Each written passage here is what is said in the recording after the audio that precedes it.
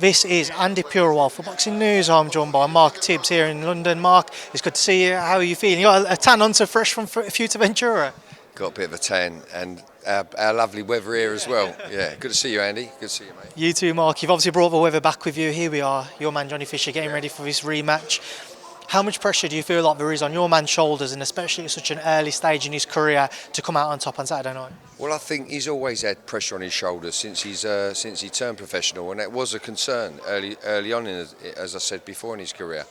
But because of the tickets he sells, and he fills out good halls, and so I have no worries about any pressure regarding what we've done in the last 10 weeks in the USA and in Fuerteventura.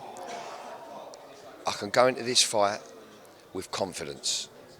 I know you can't give too much away, Mark, but one thing I want to get your thoughts on.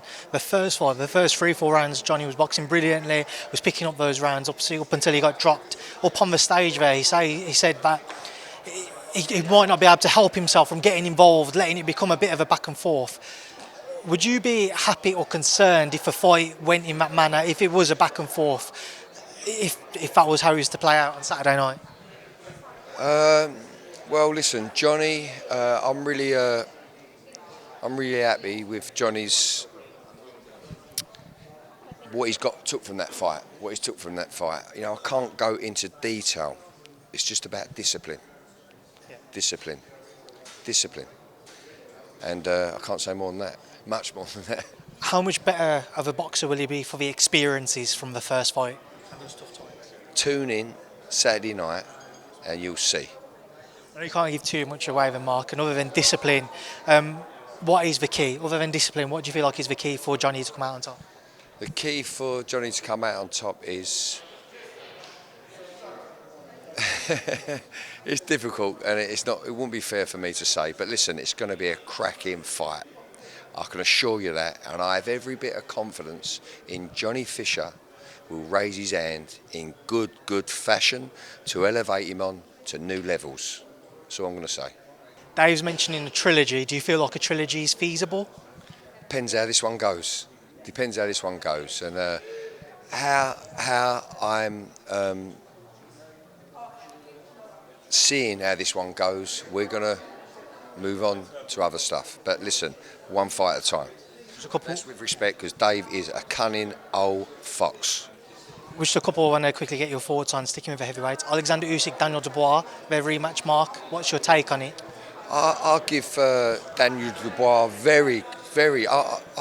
I'm behind Daniel Dubois, not because I back my own. I fancy him. I think he's grown a lot in the last couple of fights, and his first fight, I thought that shot was kosher, that body shot, and I feel that Usyk really knows that was kosher too. And but on home turf, he got all the favours that he should have got. So I'm backing, and I fancy Daniel Dubois.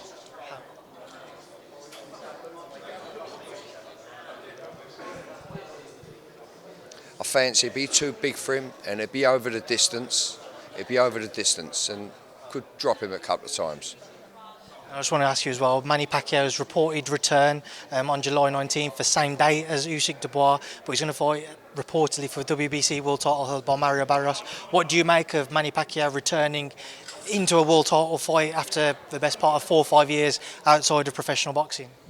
Yeah, it's not something I would have imagined, or I think I'd like to see him do, but yeah.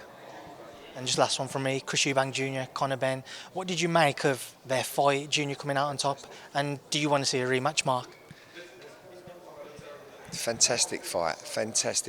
I'm not too sure. I'd like to see the rematch. I'd like to see a rematch. I'm not too sure if I'd like to see Eubank doing that same weight. Get me? Mark, listen, I appreciate your time. I imagine Johnny's about to wrap up as well. Thanks, good luck on Saturday. Good man, mate.